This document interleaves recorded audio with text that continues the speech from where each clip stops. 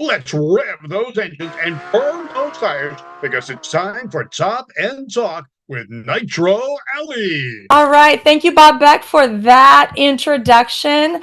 Hi, everybody. Welcome to Top End Talk with Nitro Allie. I am your host, Nitro Allie, and I am so excited to be here with my friends from down under, Daniel Carranza from BatDan Racing, and his parents, Eddie and Maria Carranza. Thank you so much for joining me tonight. I know it's been a long process for us to make this happen. Thank you. Thank you for having us.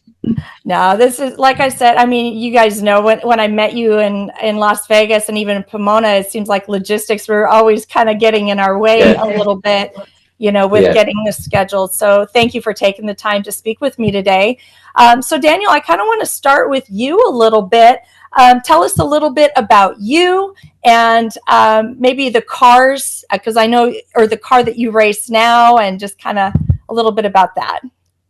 Well, a bit about me. Well, I got into drag racing really when I was since I was a little kid, pretty much. My parents used to always take me out to go to our local track, and I used to watch my uncle. He would race in his Tirana, which is kind of like your Chevy Nova in America. I used to go watch him race since I was a little kid, and then one day I saw a junior dragster. And I guess that's where it all kind of started from there. I've been racing juniors for about 10 years. Mm-hmm. And then recently now we just purchased this new Super Comp Dragster, which I've been racing that for about a year or two now. So we've just been doing that, doing it with my family, and it's been an incredible journey that we've been on. Perfect. So with the Super Comp Dragster, what, other than the speed, which is obvious, what is different about that car versus the other cars that you've raced? More expensive. Size. Yeah. Bit more of a rush. But since stepping up to Super Comp, it's been a learning experience. Not only how it all operates, but how it all works, the safe things behind it. I mean, it's so much more different compared to junior dragsters, but the speeds are fun. The speeds are fun. I love it. Perfect. And then do you want to just tell us a little bit more about the car right now? What chassis are you running? How many horsepower? How fast do you go? So the car is a 2020 Worthy Dragster. It was running on the throttle stop setting that we had in America, but since it's in Australia now, it's hasn't got a throttle stop, so it's wide open throttle. So the best it's run so far, it's a 702. Fingers crossed I can crack a 6 one day. It's there, but it's not there. But it's been roughly 190 mile an hour. Wow. Which is like 305 Ks in kilometers. It's got a 615 big block Chevy in it. And yeah. Wow. Now, obviously you're from Australia. What part of Australia are you from? So we're in the south part, so in Victoria. Okay. We kind of call ourselves the Mexicans because we're all the way down south. And then what is your home track? I'm all about supporting tracks. We definitely have to give a shout out to your home track. Well, our home track, which is probably 40 Ks down the road, is Calder Park Raceway. Used to do a lot of national meetings there in the juniors, but obviously now with safety kind of things like cars getting much quicker these days, they've kind of usually just gone back to their kind of local street meetings kind of things. Still operating that, but I haven't been racing there for a while, which I'd love to get back out there one day. Awesome. Now, I mean, you've had a pretty successful career starting, as the little guy, and then, up until now with the most recent pretty big accomplishment. What was it? The Australian Nationals Championship? Yeah, so a few months back, we had the grand final, which was at Dragway the Bend in South Australia, and managed to finish runner-up in the Australian Championship in my rookie season in modified eliminator, which is like Super Comp. Mm-hmm. They had a pretty big achievement to be able to do that in a rookie season, which I think it's pretty incredible to say, especially with the knowledge that we have, as, a new team coming into the field. I think it's a pretty big a big goal to achieve. I think it's huge. I mean, because basically, I know you're saying runner up. I didn't win. Who cares? Do you realize all the people? You got to give yourself some credit. I know you're very humble, and that's one thing that I respect about you. But seriously, give yourself some credit for the accomplishment. That is huge. That's your whole country, or is it just limited to Australia, or are you guys getting people from other countries coming to compete? Oh, it's the whole country. I don't know. For me, it doesn't feel like the whole country. It's come runner up, but yeah, if you look back at it like different perspective, they're like, wow, it's the whole country come, together to do that. It's pretty cool. I know. That's why I'm sitting here thinking you really need to give yourself a pat on the back for having runner-up is a huge, huge accomplishment. Now, what other accomplishments have you had in racing that, you want to talk about? Or even, sometimes I know, again, you're pretty humble and maybe mom and dad want to brag a little bit, and that's okay. Well, where do we start? We've had a few accomplishments. Go ahead with it. Yeah. Few event wins, few runner-ups in my junior days as well. A few top qualifiers here and there.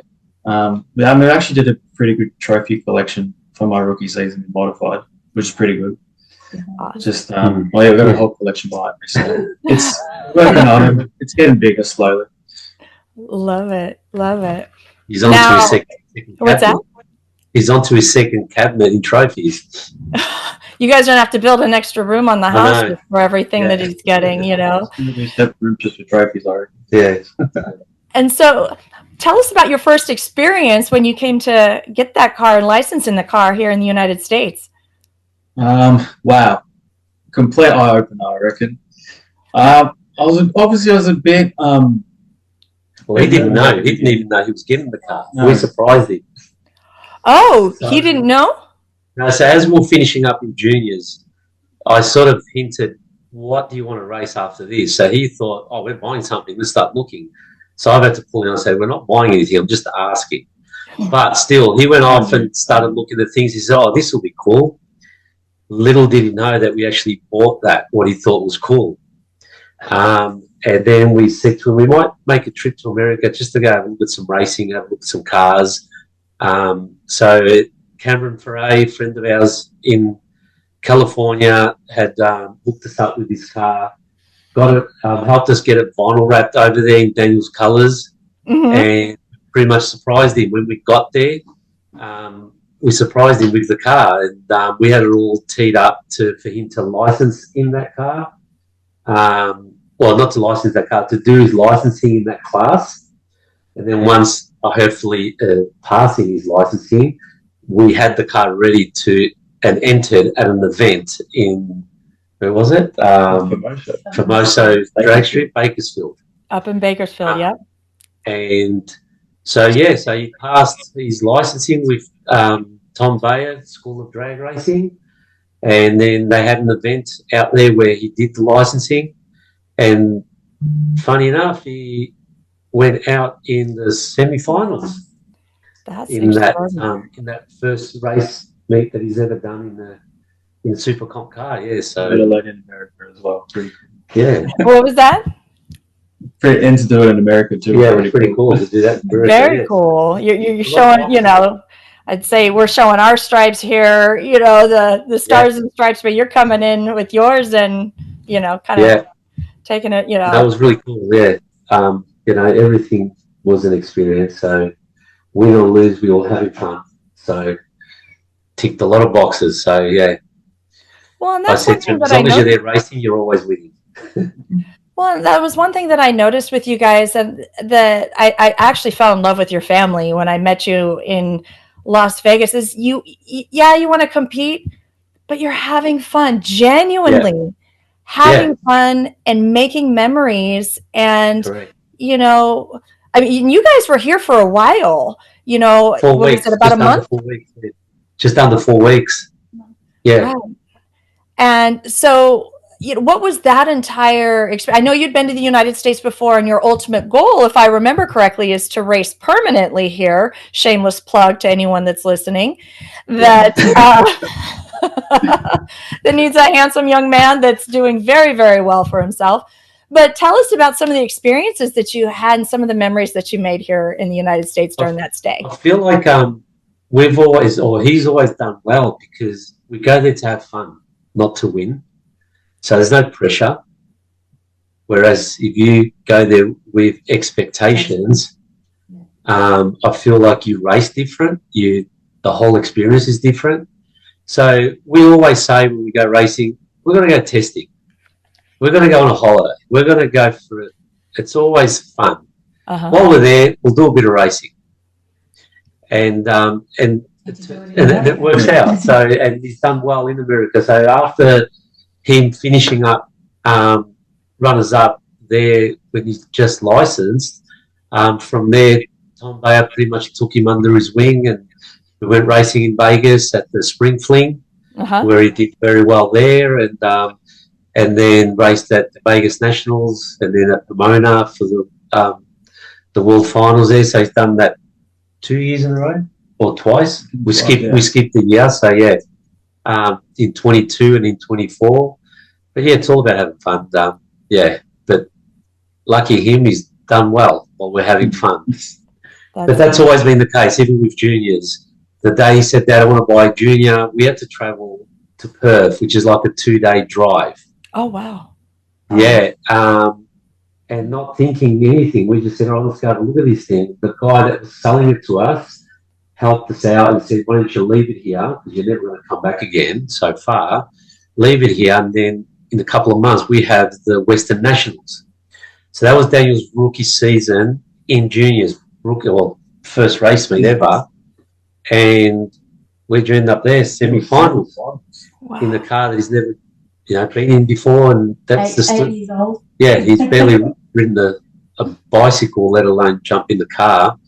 And yeah, and it's always been the case. We go there to have fun, and he sort of ends up in semi-finals. And then after that race meet, we flew back home, and we get a phone call from Penrite Oils, which is an oil company in Australia, who wanted Daniel to be their ambassador. So and it just took off from there. So every year after that, Daniel's always in the top 5 in junior dragsters, and that's what kept us going. I mean, I always said we'll do it for a bit of fun, but then once you're up in the points, you've sort of got to, we might as well keep going now. And then once you get sponsors, it's a catch-22 because your sponsors want you to keep racing. So, damn, we'll just go racing. What do we do? Didn't take darn. Long. Yeah. So yeah, and that's what it's been for the last 11 years. Yeah. And he still is a Penrite All Ambassador. We've been partners with them for 10 years now. So, yeah, it's all been fun. Yeah. Any plans to come back again this year? Definitely. No, not this year. No. Well, never say never. I mean, we need sponsors, so it's costly. So we'd love to. Any chance we can, we will. We've got Tom Bayer over there telling us when he's coming back, so we want to. It's like we have another family over there now, racing family. We meet so many people. So if we don't race, we'll probably still come for a holiday and just catch up with everyone, because we sort of miss all you guys now. Yeah, so we need to see each other at least once a year now. So. I would love that. And like I said, I actually have family. They're in the Perth area, actually, so yes. 2 days from you. But I know I have a place to stay if I ever ventured out that way. Place to stay here too. So. Oh yes, vacation time. So yes. Awesome. Well, I kind of want to switch gears a little bit. A lot of people don't realize is that Daniel is autistic. He's high functioning autistic. And so, and that is so unique. And it's something I'm really excited to talk about. So I just kind of want to back up a little bit and kind of direct this mom and dad. When did you notice something, or what triggered you to have Daniel tested? I picked that up. I can't hear. I picked it up. I sensed it. I think it was Can she move a little closer to the microphone? I can't hear. There, sorry. I sensed it. Mum picked it up, as we do. Was he probably 2 years old, going on to 3? Going on to 3. Daniel wasn't talking, wasn't making sentences, just words. Mm-hmm. like blabbling and Yeah, stuff. His own little language going. And I always said to him, he's not saying mum, you know, when's he going to say mum? And I could really sense, and I said, there's something wrong, you know, he should be talking at least. And then I would take him to the maternal health nurse.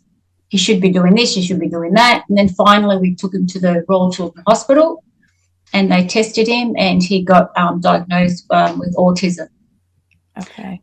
So, and then we started from there, speech therapist, learning cards. I did everything in my power to help him learn. We learned a bit of sign language because I say communication, eye contact is very important. Just little things. And he wasn't, I shouldn't say this, but he wasn't an annoying child. He was very sensitive, very caring, very organised. And I'm never known anything about autism, which I did a bit of reading and searching and everything. And then you pick up a lot of things, you know, having his cars in a straight line. Everything had to be perfect. And by God, all means, like, don't touch his car because he'll know that's been touched. So, but it was a very loving, affectionate child. So, Too affectionate. And he still is. He used to go hug people in the shopping centres, didn't know. Yeah. Yeah. We'll have to pull him up on that. So you can't do that. You know, yeah. And I went through. We all went through a lot. I think it affected me more because taking him to school, he had to do it was called a PrEP program, where with kids with autism. There was only 10 in the class, and they sit down one-on-one and taught them, you know, reading, spelling, just little things, and to get into mainstream. So the primary school that he attended, I was so grateful. It was a great school, and then Daniel continued. I don't know if he's with primary school there. We call it, like, they did PrEP grade 1. Our primary is from the age of 5. So, yeah. Yeah. So then he attended this PrEP program, which was fantastic, and he built, you know, friendship. And also, you know, having kids as friends was really hard. He got bullied sometimes. He would come home crying, you know, just I broke down. So I was a mess. But no, we got through it. And then he made some great friends at primary school. And then he attended high school. Yeah. Gosh, I mean, other than just some of the learning difficulties, were there any, I mean, and bullying, don't get me started on that. Kids are cruel. They're awful. and look at how sweet and warm and genuine he is in spite of all of that. And, just to kind of go off track a little bit, that has a lot to do with both of you. It genuinely does, and I think that's something that you guys need to give yourselves a little credit for, because he's obviously loved and nurtured and cared for, and you recognized he needed help in a certain area, and you gave that to him. And look at him. Yeah. Wonderful. And you love your mom and dad. You can tell. You can just see the smile on that face. How much one of the biggest things that stood out a lot was he couldn't handle noises as autistic kids. Okay. So we couldn't sing. Happy birthday to him on his birthday because he couldn't handle everyone singing at the same time. And so we just had to say happy birthday, like just hum it and break it up a bit. Yeah. Okay. Or rooms with a lot of people, shopping centres. So anything with loud noises, he'd block his ears and just couldn't handle it. And also communicating with other people, like he didn't know how to respond back to them. Communication was a massive. Yeah. Even when he's racing, if he won or had to do a speech, like I had to go up with him. But he did. He tried.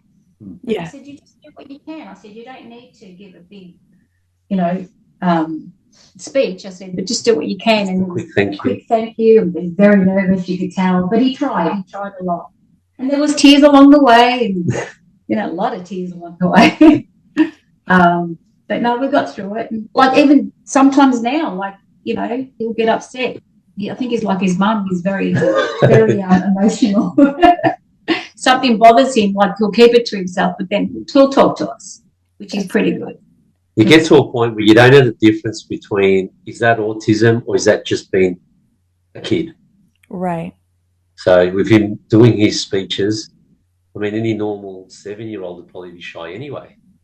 So we had to sort of take one step back sometimes and say, hang on a minute, that's normal to be shy, and not always think that it's his autism. So, because we try to avoid mentioning that word around him, so to make him feel like he's normal.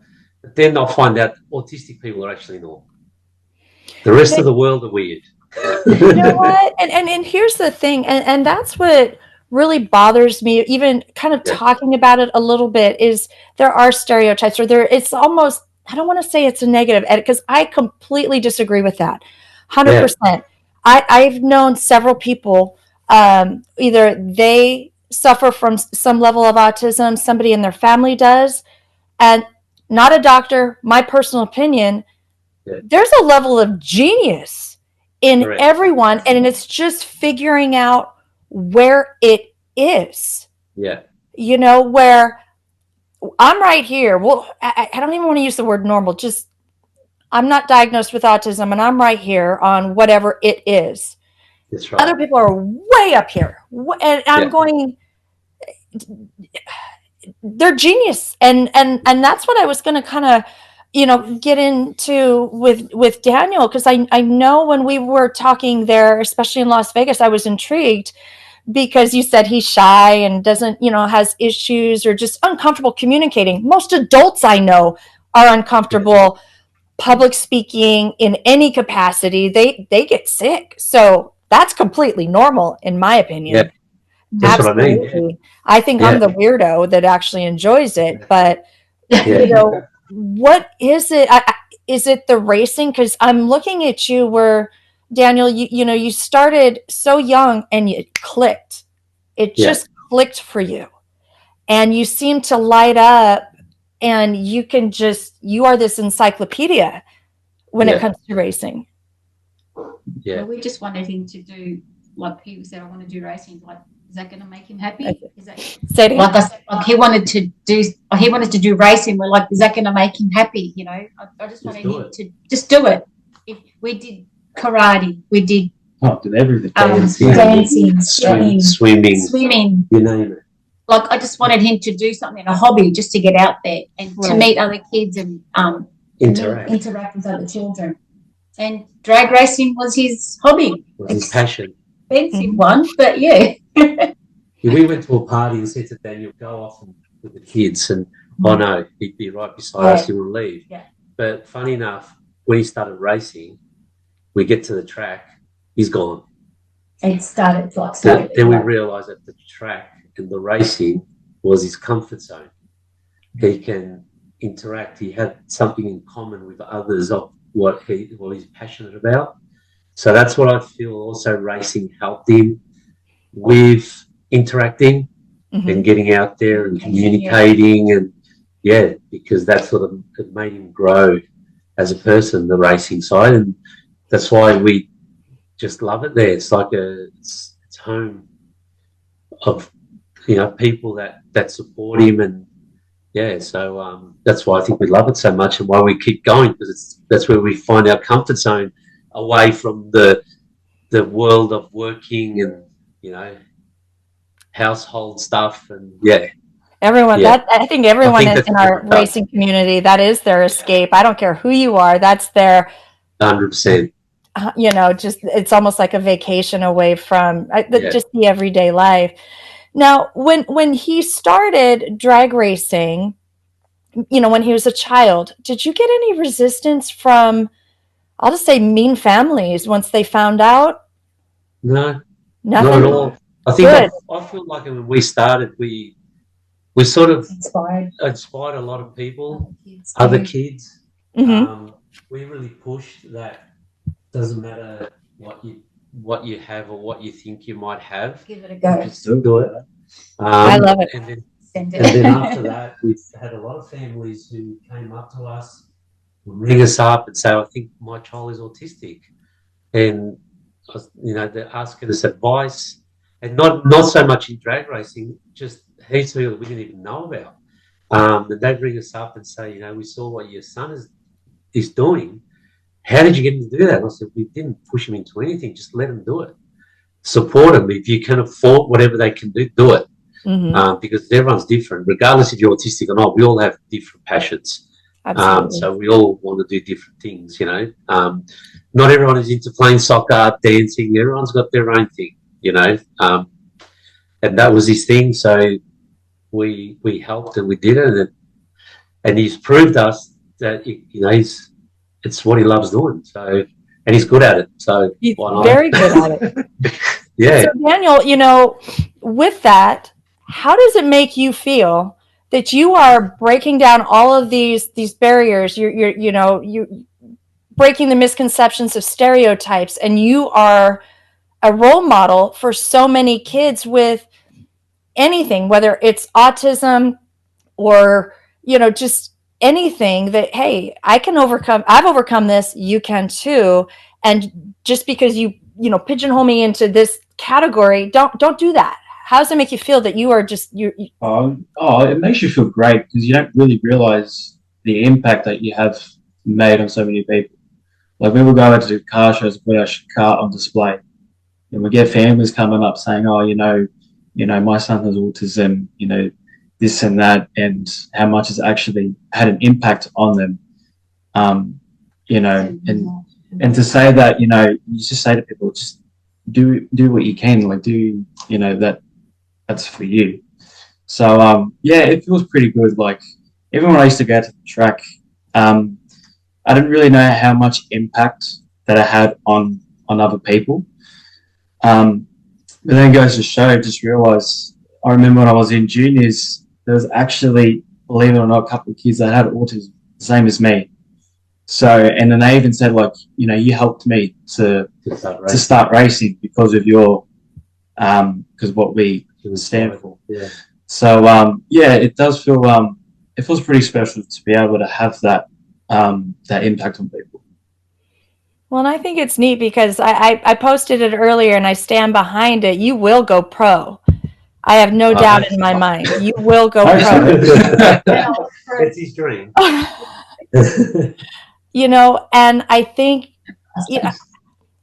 you have such an inspiring story and you're so genuine, and just seeing those kids come up to you and go, thank you. You helped me get past this, or you helped me do that, or will you stage me on my first junior dragster race? I mean, that's going to happen. It's happened a lot already. Yeah. Well, say it again, Dad. We've had a lot of people ask us that already. If Daniel could be there for them, and yeah, not just drag racing. We've had families in go-karts ask if Daniel's ever free, if they could come down to the go-kart track because their kid would love for Daniel to be there while they're racing go-karts. But yeah, it's something that we would do if we can. I mean, 100%. Yeah, you know, we'd love to help if we can. Yeah, that's awesome. I love that. Now, Daniel, I'm going to kind of put you on the spot a little bit, and it might make your mom cry, but that's okay. I hope Mama's got tissues, you know. And just being around, you know, so many kids. You guys know I'm a huge supporter of the kid programs, and parents are what make their child. And I mean, and everything that you guys have done for your son, you know, I'd like to think that most parents would do the same thing. And a lot of the times, and I know Daniel's a sweetheart. I could just tell you, he's a very loving child to mom and dad. But Daniel, I'm putting you on the spot. I want you to look at mom and dad and tell them how much they mean to you and how grateful you are for everything that they've done. Oh, they know very much how much I appreciate them so much. I mean, without them, he always tells us. He does. He always does. Like I say to him, like I'll tell you 1,000 times. I'm just going to keep telling you 1,000 times more.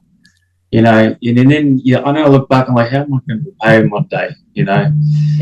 So the only way I do that is you just keep going in life. You don't give up. You just keep pushing, just to show them that, you know, that's how I want to thank you guys.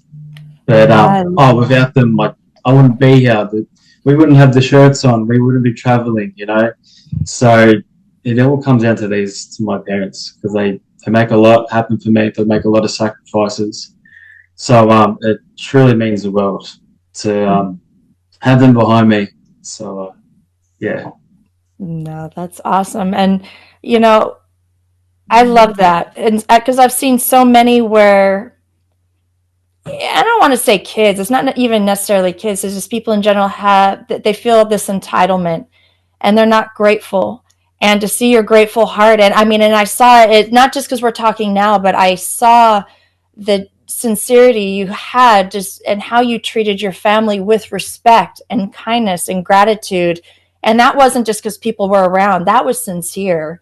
And again, it's because I truly believe you were raised by two wonderful parents that raised you right, you know. So we talked a minute ago about you being a role model to other people.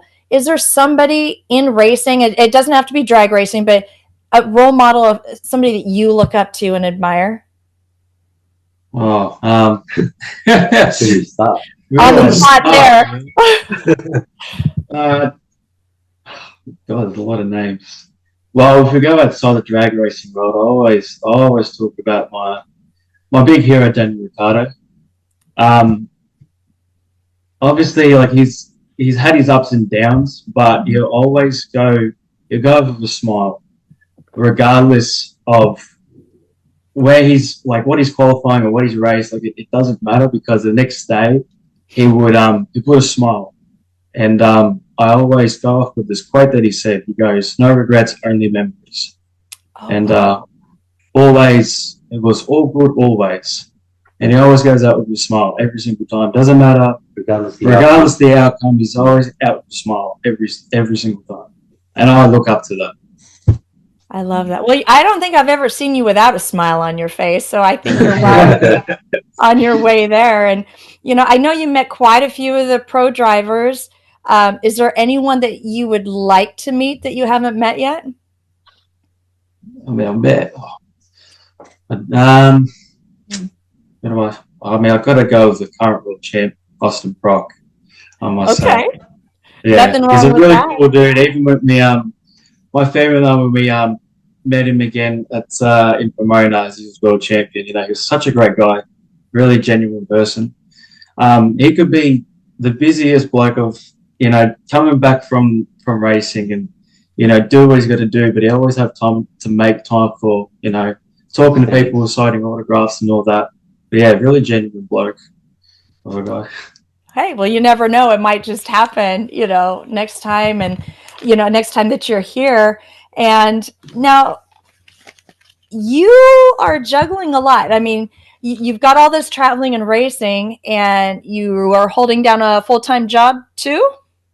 Correct, what kind of work do you do? Well, currently I'm an apprentice plumber at the moment. So I've been pretty busy, been working, you know, so it's kind of difficult to try and balance out with racing and work, trying not to take up too much time. So you got to really kind of explain to them what you do, how long you've been doing it for, what car you race. But it's been really well at the moment. Very busy, but it's been very good. Well, and one thing I love about that is it's a skilled trade. And, you know, my kids have gone to college. I have a son that is a machinist, so he's more working with his hands. And again, my personal opinion, I think college is great, but it's not for everybody. And, you know, there's not enough emphasis and value put on working with your hands. You know, how do you feel about that? What's your opinion on that? I don't know. I guess, you know, if you're not really a college person, you're not really a college person, you know, I'm going to be honest, I never liked school, to be honest. I couldn't stand sitting down with pen and paper, you know, trying to do English or math or whatever. But if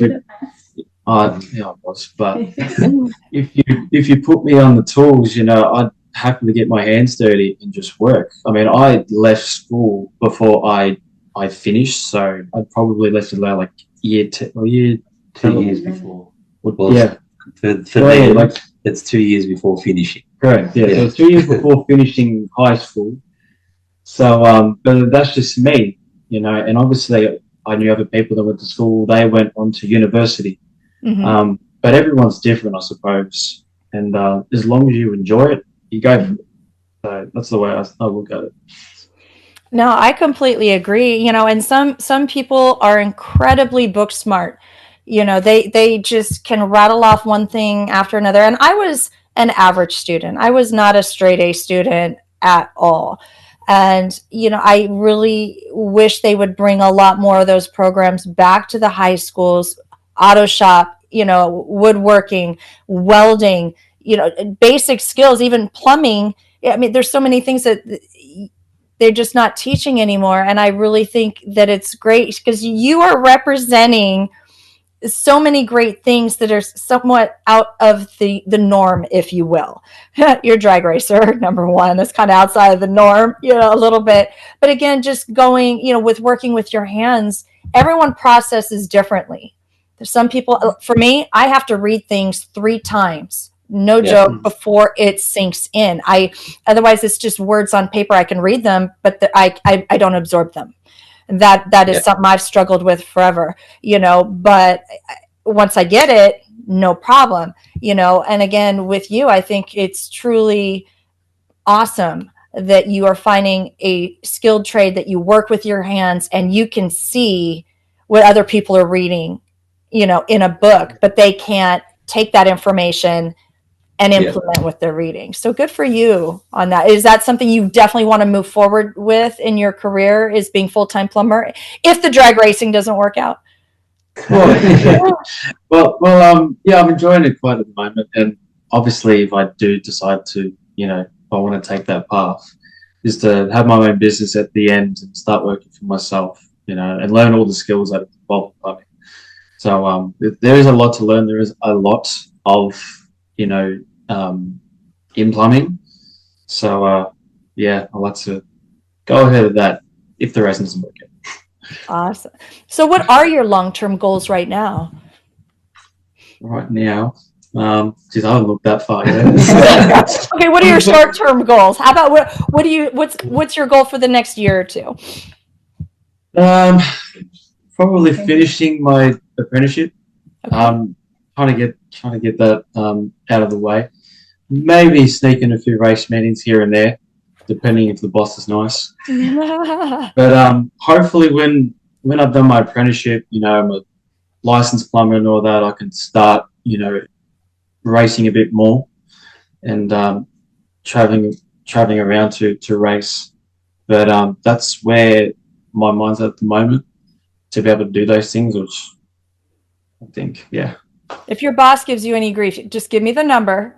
I will get on the phone and say, listen, he's made quite an impression in the United States. He's representing you and your company, so I suggest let him go and consider it a tax write-off. I don't know how the taxes or whatever works there, but there's always something to write off here in the United States, so awesome. Now, I always think it's super important that that racers acknowledge their sponsors, but we're going to do that in a minute.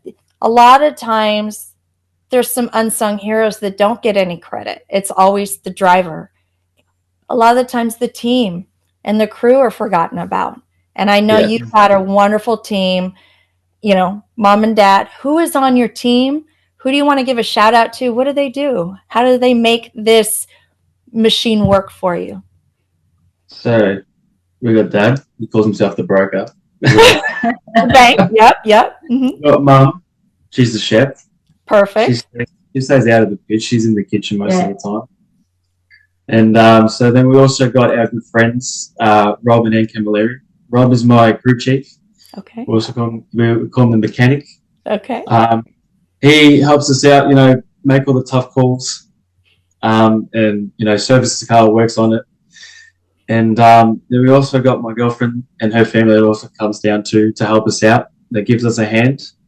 But all those people behind the scenes, the crew, that really helps us out a lot to make it happen. Especially now that we've moved up to modified, it's a lot more going on than what it usually is in juniors. So to have those people behind me, it really means the world, honestly. So big shout out to everyone that helps me out in my family. Awesome. Now, again, earlier we did talk about some great accomplishments that you had. And I know with every racer, there's disappointments. There's where you're like, what has been your greatest learning moment in your racing career? I think there's a lot. We've lost every possible way you can think of. So every one of those ways was learning, not doing that again. And we've lost with the most stupidest things that just makes you laugh, because you got to do it to know not to do it again. Right. You know, so you need to learn it the easy way or the hard way. We learn the hard way, yes, a lot of the times, yeah. But, welcome to racing. Yeah, well, that's it. I was about to say, I think every racing team out there has lost with that $2 part that they forgot to screw in, or they left it out, or forgot to put fuel in the car, and all that sort of stuff, you know, red lit because we didn't do this or do that. It's all learning. I mean, I think you're forever learning in life anyway. There's no such thing as I'm done learning now we'll start winning. It's just, you just forever learning, what not to do next time. What not to do. Yeah. Now, out of all the experiences that you have, and it doesn't necessarily have to be a win, what has been your most memorable experience in your racing career? I think, to be honest, I don't think it even has to do with racing. Okay. I think it's more the whole of it. You know, you meet new people, you make new friends. You know, really, I didn't really have much friends at school, but once I go to racing, you know, it's home away from home pretty much. So, you know, you get to see everyone, you get to hang out. I think for me, that's the big win, to be honest, is to be able to hang out, you know, with the people that that has the same hobby as you, that has the same interests. I think that's a big win. And then, being reconnected.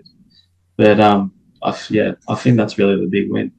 Well, and I think your following has grown quite a bit, because even some of the photos that I posted, I know you have a girlfriend, but there were some ladies going, "Who's that?"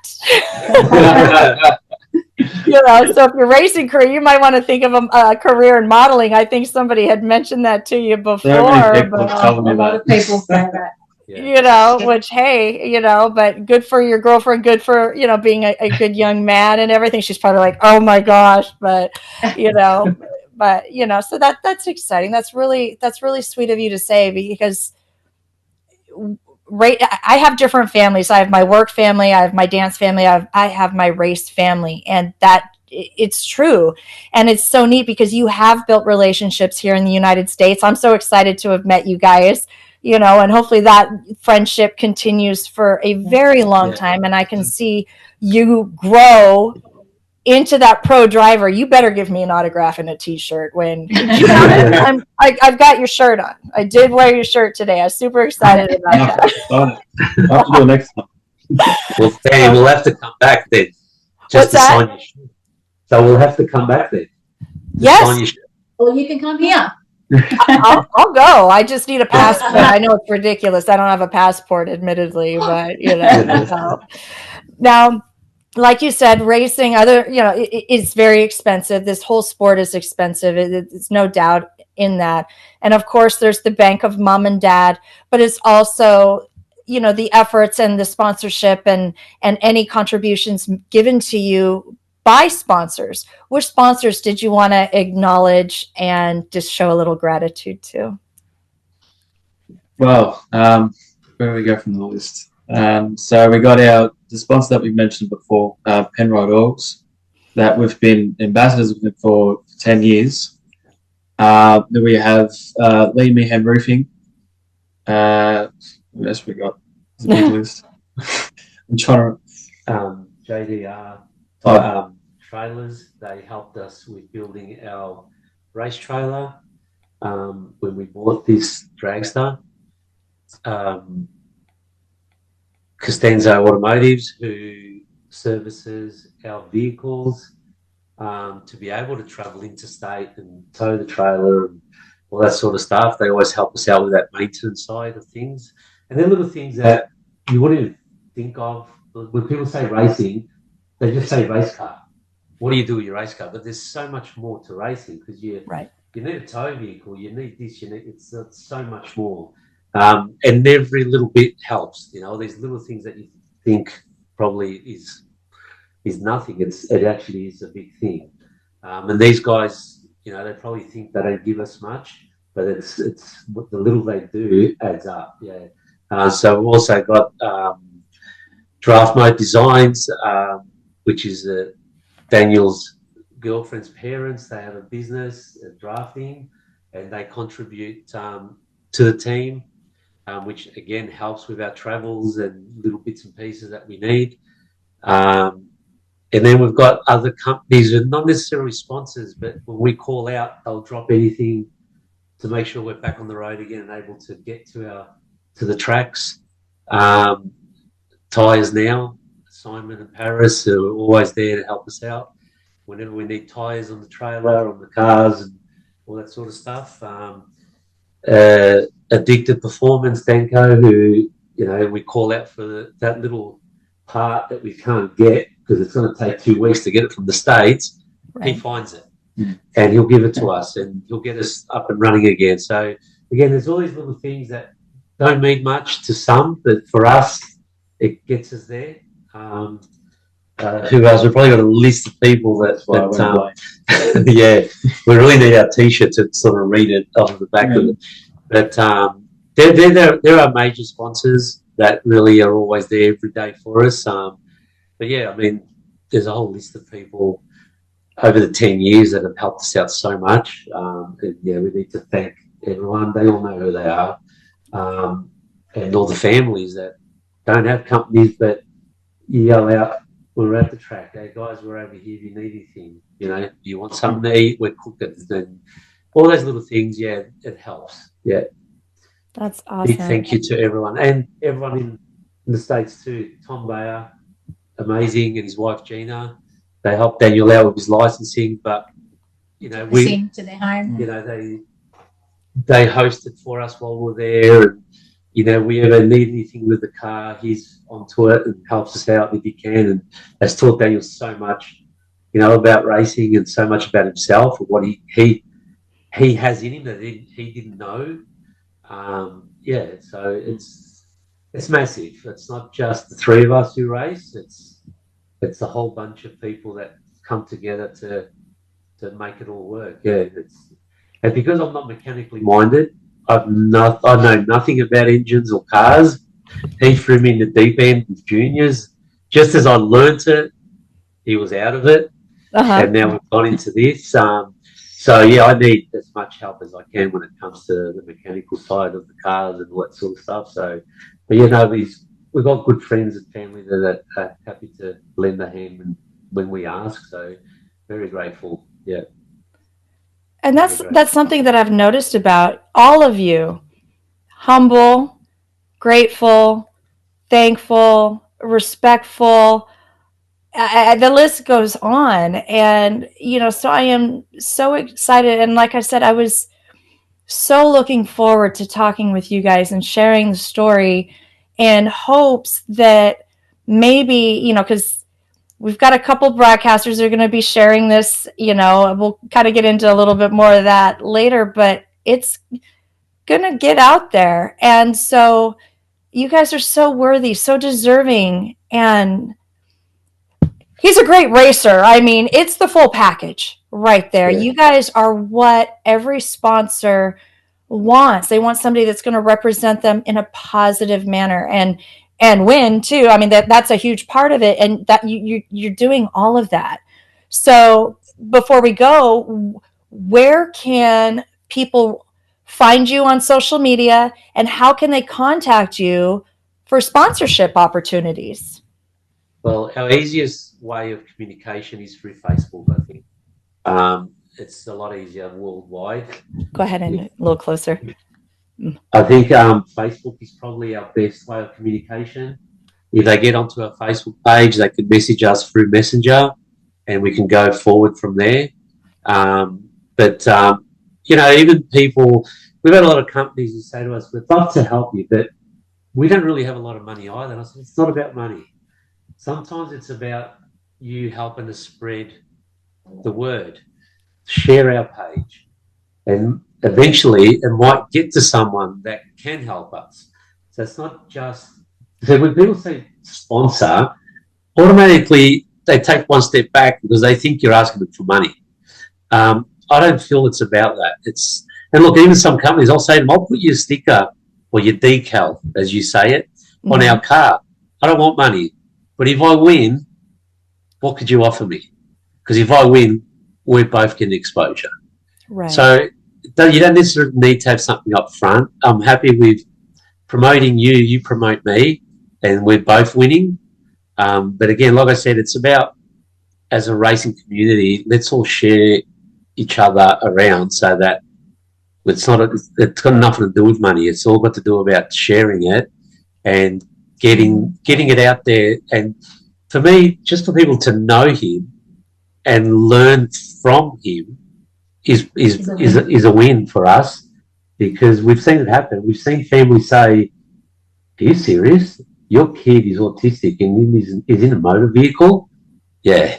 You're like, we're doing it too. He is. We're doing it too.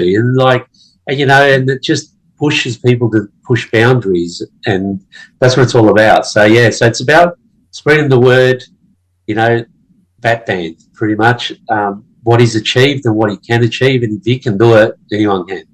So pretty much. So that's what it's about. It's about sharing and spreading the word.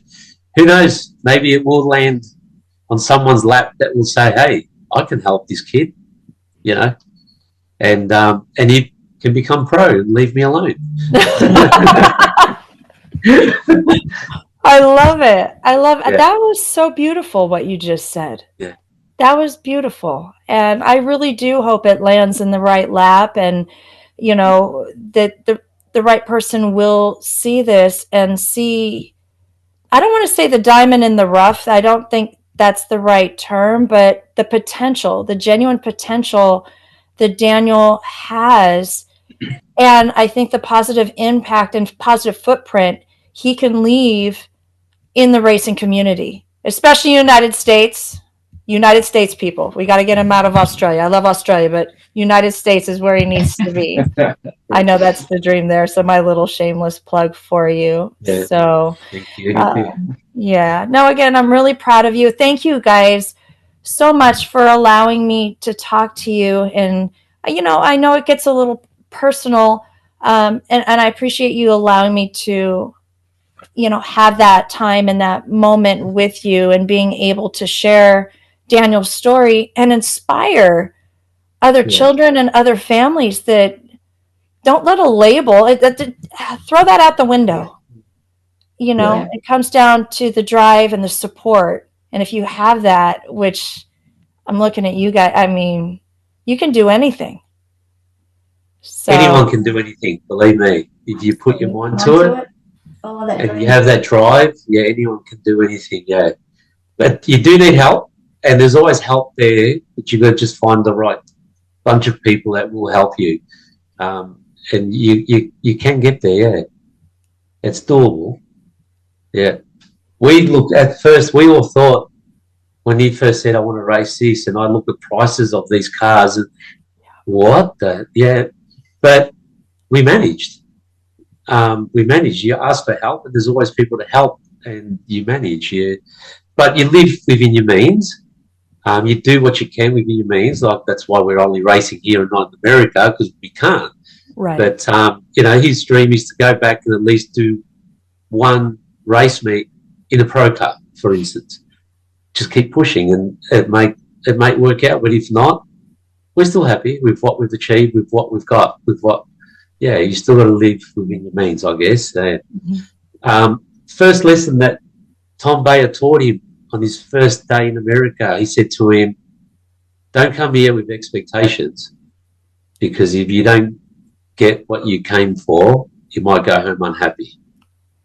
Wow. And that just stuck. So we live without expectations. Just go with the moment, quarter mile at a time. I love it. I love it. That's actually rather deep and quite insightful right there. But it's true. It's true. Yeah. You know, so, well, again, thank you guys. Thank you so much for your time. Thank you, everybody that's watching us. Thank you for tuning in. And I will say it again, over and over again. Go out, support your local drag strip, support your local racetrack. Bring a friend with you that has never been and have them fall in love with the sport as well and grow the sport. So, again, thank you guys so much. Thank you, everyone, for watching. And we will catch up, and I will see you guys all again on the top end next week. Yes, all right. thank you. Thank you. Bye. Bye-bye. See you guys. Bye.